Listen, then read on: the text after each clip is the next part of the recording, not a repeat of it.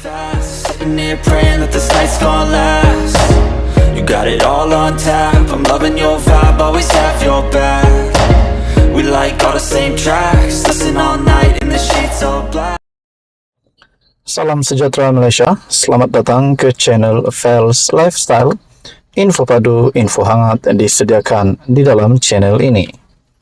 Tuan-tuan dan puan yang amat dihormati semua, isu hangat dipetik daripada Syabuddin Husin ataupun syabuddin.com berkaitan dengan isu pengampunan Najib Razak bekas Perdana Menteri. Tidak cadang pengampunan atau pengurangan hukuman kepada Najib. Syabas kerajaan pimpinan Anwar kerana tak kompromi dengan skandal 1MDB. Ini adalah satu lagi ketulusan kepimpinan Perdana Menteri Malaysia sebagai Datuk Seri sebagai Perdana Menteri Malaysia ke-10. Berdasarkan pendedahan yang berpandukan surat yang ditandatangani Menteri Wilayah Persekutuan Dr. Zaliha Mustafa yang dihantar kepada Najib Razak oleh Peguam Syafi Abdullah, adalah terbukti bahawa kerajaan Madani melalui lembaga pengampunan tidak pernah sama sekali mencadangkan pengampunan penuh atau pengurangan hukuman kepada bekas Perdana Menteri itu. Mungkin ada yang berkata Datuk Seri Anwar Ibrahim yang dibantu oleh Barisan Nasional bersama-sama membentuk kerajaan perpaduan dengan balasan Perdana Menteri Anwar Ibrahim akan membantu UMNO untuk membebaskan Najib. Tapi pada akhirnya, saudara-saudara, ini buktinya bahawa Datuk Seri Anwar Ibrahim tetap telus sebagai Perdana Menteri. Surat yang dibacakan oleh Peguam Najib itu mendedahkan lembaga pengampunan tidak menasihati Agong untuk mengurangkan hukuman atau memberi pengampunan kepada bekas Perdana Menteri ke-6 itu. Syafi berkata, pemakluman dalam surat yang dibuat oleh Dr. Zaliha itu menyebut bahawa lembaga pengampunan berdasarkan perkara 42 Perlembagaan Persekutuan pada 29 Januari telah menasihati Agong supaya Najib meneruskan baki hukuman yang diterimanya. Bagaimanapun, kata Syafi, surat itu juga menyebut titah Agong bahawa adalah munasabah pada hemat beta belas kasihan patut diberi kepada Najib. Surat itu menurut Syafi mengandungi perintah Al-Sultan Abdullah yang menjalankan kuasa baginda di bawah perkara 42 Perlembagaan Persekutuan serta kuasa-kuasa lain supaya hukuman terhadap Najib dikurangkan separuh dan denda dikurangkan kepada RM 50 juta. Perkara 42 ialah berkaitan kuasa pengampunan dan kuasa membentuk lembaga pengampunan. Syafi berkata, surat yang ditandatangani oleh Dr. Zaliha itu diterima oleh Najib sebagai pihak yang terlibat dalam pengampunan tersebut. Dalam hal berkaitan, Syafi juga membayangkan Al-Sultan Abdullah sebenarnya mahu memberikan pengampunan penuh kepada Najib. Saya diberitahu dan saya yakin ia berlaku. Jika tidak, saya tidak berani beritahu kamu bahawa pada 29 Januari, Agong memikirkan untuk memberikan pengampunan penuh kepada Najib. Katanya, apa yang berlaku itu menunjukkan Agong mempunyai hak mutlak untuk memutuskan pengampunan, tetapi baginda memilih untuk mendengar pandangan pihak lain. Sekarang sudah jelas, lagi nyata, berdasarkan apa yang disebut Syafi, ia menunjukkan kerajaan tidak pernah mencadangkan pengurangan hukuman, jauh sekali untuk mengesyorkan pengampunan penuh kepada Najib. Apa yang dicadangkan kerajaan ialah Najib perlu menghabiskan baki hukuman penjara. Dengan pendirian agar Najib menghabiskan baki hukumannya, artinya kerajaan tidak sama sekali berkompromi dengan skandal 1MDB. Meski UMNO ketika ini merupakan sebahagian daripada kerajaan, ini baru betul-betul Madani.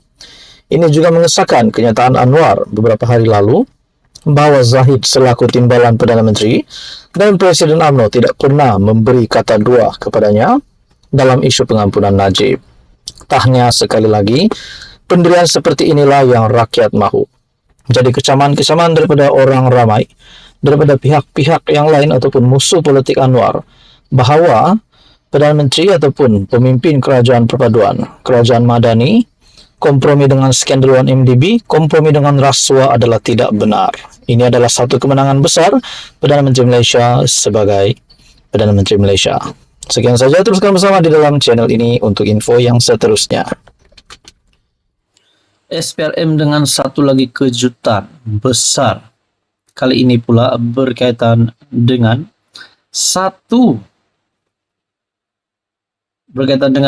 lagi nama ataupun satu lagi pihak yang melibatkan nama Spanco. SPRM akan siasat bekas Perdana Menteri Keuangan terbabit kes Spanco. Nah, saudara-saudara yang amat dihormati, yang dinyatakan di sini adalah SPRM akan menyiasat semua yang terbabit dalam membuat keputusan penganugerahan kontrak perolehan syarikat membekal dan menguruskan kenderaan kerajaan Spanco Sdn Bhd pada 1990-an. Ketua Pesuruhjaya SPRM Azam Baki berkata, mereka termasuk Perdana Menteri dan Menteri Keuangan ketika itu.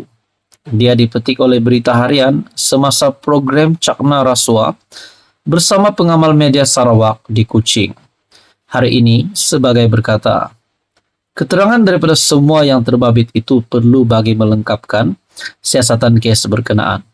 Nah, berkaitan dengan kes Spanco ini, saudara-saudara yang amat dihormati, ada satu dapatan saya daripada Facebook page Prajurit Bangsa yang menyatakan monopoli Spanco satu pembaziran negara.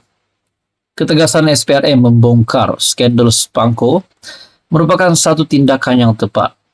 Bayangkan berpuluh tender kerajaan telah dimonopoli oleh Spanco ataupun Spanco Sdn Bhd.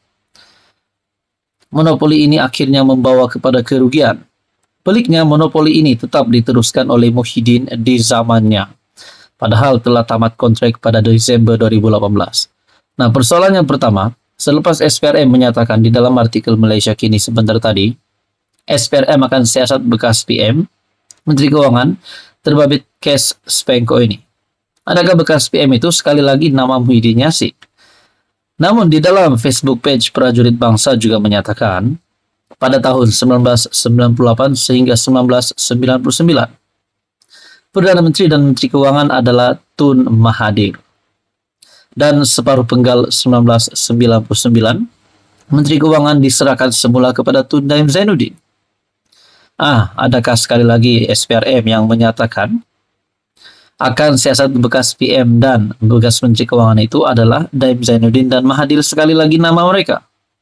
Belum selesai isu pengisytihan harta, baru saja Daim Zainuddin dan isteri didakwa, bahkan Tun Dr. Mahathir, anak kepada bekas Perdana Menteri tersebut, juga boleh didakwa sekiranya gagal mengisytiar harta. Tiba-tiba lah pula muncul satu lagi kes baru ini, yaitu Spanco.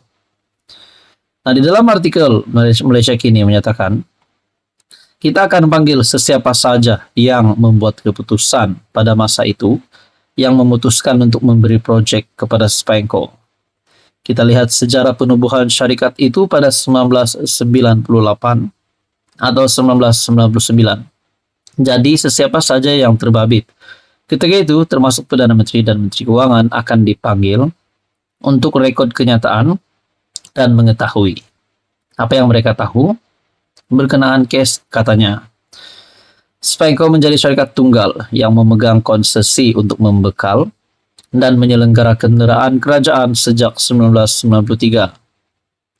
Perdana Menteri Anwar Ibrahim menyifatkan kontrak perolehan Spanco sebagai hanya merugikan negara dan berjanji tindakan penguatkuasaan tegas termasuk SPRM dan LHDN dalam memerangi rasuah dan penyelewengan. Dia memetik kes Spanco sebagai contoh antara usaha kerajaan membasmi rasuah. SPRM menyerbu rumah seorang taikun serta pejabat dan syarikat yang berkaitan dengan ahli perniagaan itu sebagai sebahagian daripada siasatan ke atas Spanco.